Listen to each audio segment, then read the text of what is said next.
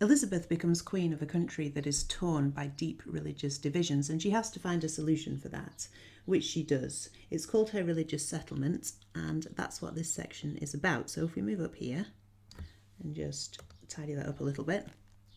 First thing to say is that Elizabeth is a Protestant. She was raised a Protestant. She holds Protestant beliefs.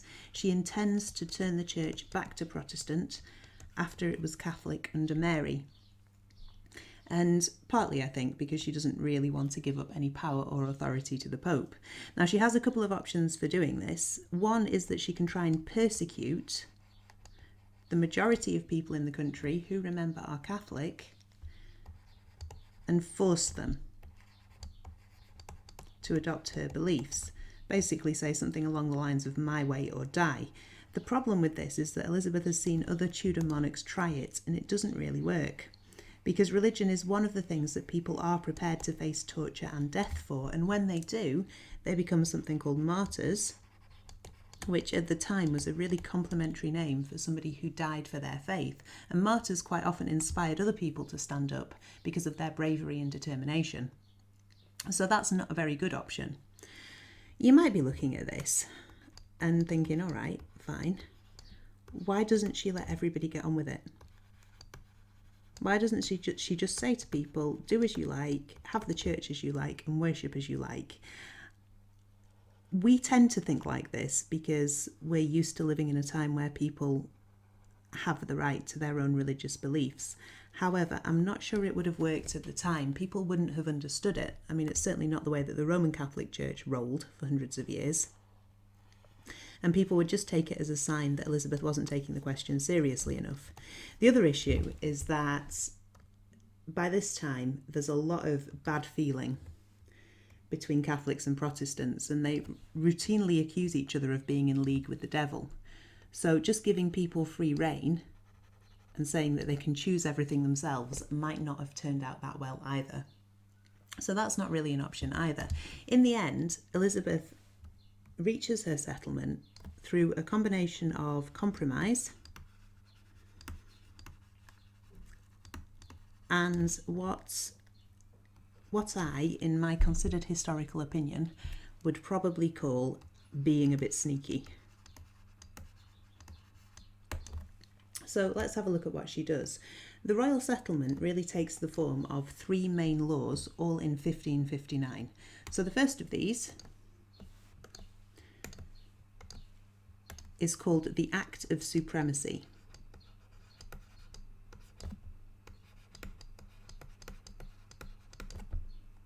See if we can fit that on. And in this, Elizabeth doesn't make herself the head of the church. Remember, Henry VIII and Edward VI were the head of the church. Elizabeth is not the head of the church. Elizabeth makes herself the supreme governor of the church instead. And what this does is it kind of allows Catholics to believe that the Pope could still be the head of the church. So in the Act of Supremacy, Elizabeth makes herself the supreme governor rather than the head. And that's one compromise that she makes. She also, in the Act of Supremacy, says that all the clergy, everybody who works in the church, has to swear allegiance to her as the supreme governor of the church, and they have to accept her as supreme governor of the church and promise to be loyal to her. So that's another aspect of this. All clergy have to swear allegiance to Elizabeth. The Act of Supremacy also sets up something called the Ecclesiastical High Council. Long word. Ecclesiastical just basically means to do with churches. And this is made up of churchmen and made up of clergy. Sorry, the Ecclesiastical High Commission it's called. Gave you the wrong name there. And what this does is it monitors and disciplines all of the clergy. So it keeps an eye on what people are doing and makes sure that they're following Elizabeth's rules. So the 1559 Act of Supremacy sets Elizabeth up as the supreme governor, makes all the clergy swear allegiance to her, and sets up an ecclesiastical high commission to make sure they're doing as they're told.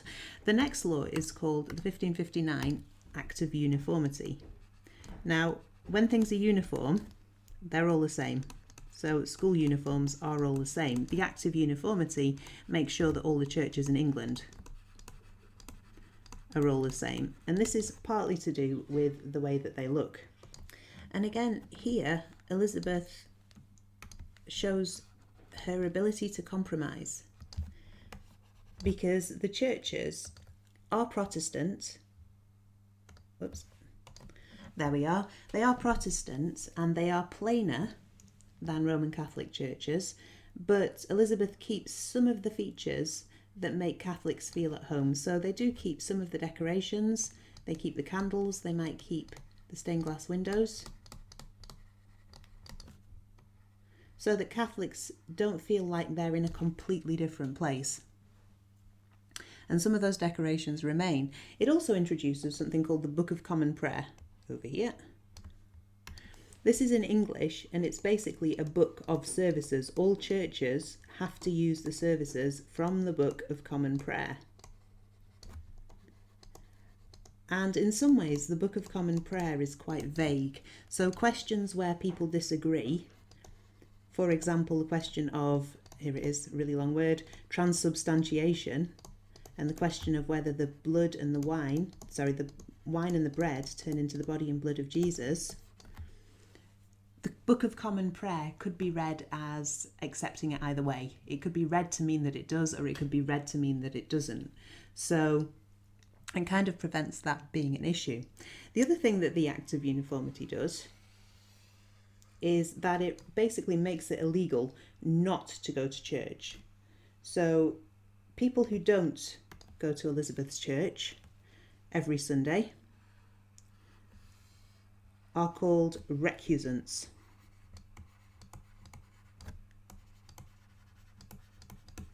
And they get a 1 shilling fine. A shilling was 12 old pence, or else 5 new pence. So just write that there. We'll go for 12 old pence. In terms of wages, a skilled worker might earn 4p a day.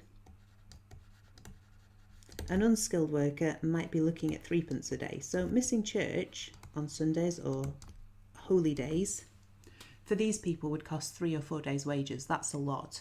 For a richer person, it probably wouldn't be that big a deal. So the Act of Uniformity makes it illegal not to go to church. The final set of laws is drawn up by Elizabeth's Secretary of State, William Cecil. And so here he is. Let's write his name.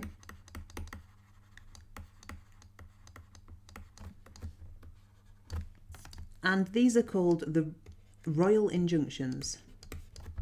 And basically it's a list of rules that people have to follow regarding the church. So, for example, it makes sure that every parish, that's every area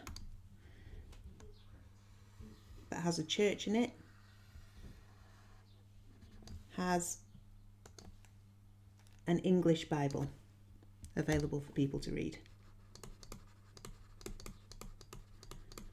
And it also specifies, in a bit of a, perhaps a compromise to the Catholics, that priests can wear special clothes. They can wear colourful vestments.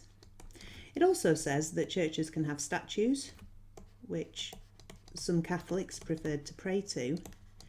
It does ban pilgrimages, which are holy journeys, which were a Catholic thing, but only if they're to fake miracles. And this is another sort of example of Elizabeth being quite vague, but also providing a compromise. Under the Royal Injunctions, all churches have to teach the Royal Supremacy. They have to preach that Elizabeth is the supreme governor, and it also requires everybody who preaches to get a license from the government. So they need a license to preach. And that means that if the government doesn't like what they're preaching, it can take the license away and they can't preach anymore.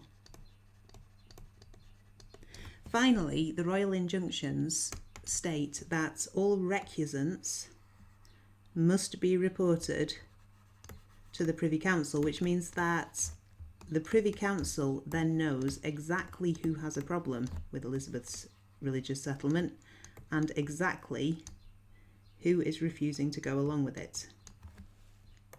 So the Royal Injunctions basically provide more laws and more rules about how the church runs, making sure that they all run in the same way, they're all loyal to Elizabeth, and they're all going to try and keep the majority happy if they can. Overall, Elizabeth's royal settlement is kind of a success. There are 10,000 parishes, so 10,000 areas with a church and a priest in England, and of those, 8,000 priests.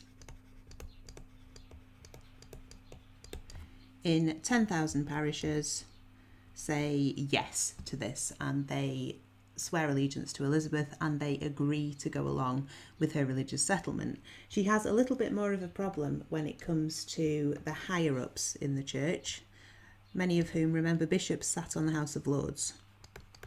And of the bishops in England, only one agrees.